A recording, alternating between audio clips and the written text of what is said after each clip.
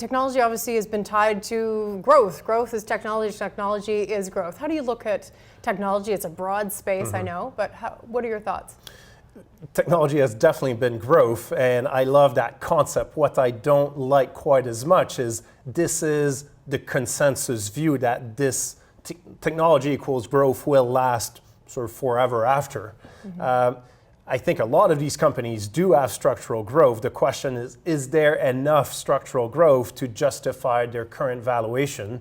And there it's becoming more difficult to make a blanket statement, yes. I think some of them may, probably a fair number of them will not. I think we're starting to see the market being more hesitant. We look at the performance of some recent IPOs, for instance.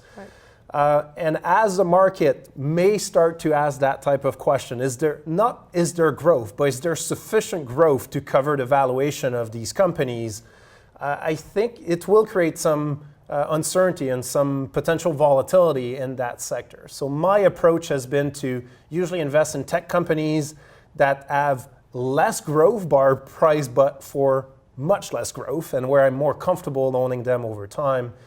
And the last thing on technology, it's less so for my investment approach, because I tend to ask a lot of the question, what does that business look like 10 years out? And in areas of the market where there's a lot of very fast innovation, it leads to some very fast growth for the companies who are innovating at that point in time.